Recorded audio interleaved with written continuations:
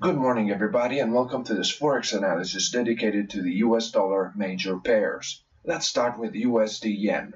The pair has recently reversed upward from the 112.30 area after a passage below the annual open, coinciding with the pullback of the US dollar on the basket and with sustained purchases on the yen in a climate of strong risk aversion. Today, the market attacked and broke above the monthly open at 112.93 despite the US dollar weakness on the basket and low volumes.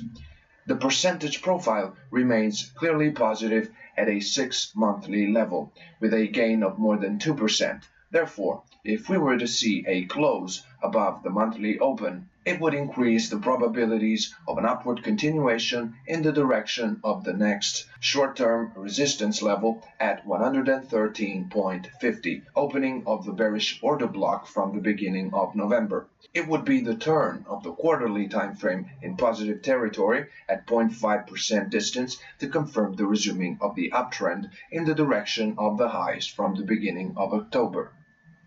Now let's move on to US dollar Canada.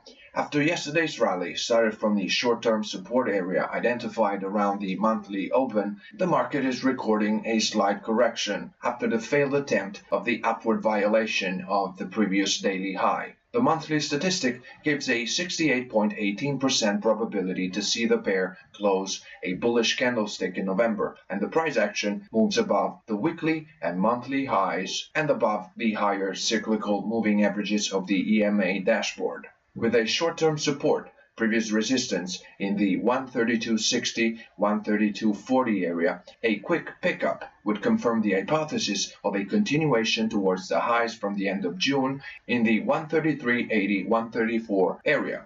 The hypothesis is supported, at least for now, by a bullish percentage confluence from the weekly to the yearly level and an RSI above 50 on the multi-day timeframes. Let's continue with the cable, which, after yesterday's inversion, today registered a rebound from the monthly open at 127.67. The market, though, at least for now, has found intraday resistance in the 128, 128.20 area, at the confluence of the 0.25% pivot and the target number 1 of the long intraday area of the target geometry. The movement was not supported by the volumes, and now the RSI is confluent below 50 from the H1 to the monthly time frame. Therefore, if the price were to fall below the monthly open at 127.67, the chances of witnessing a downward continuation towards the recent low in the 126 area would certainly increase.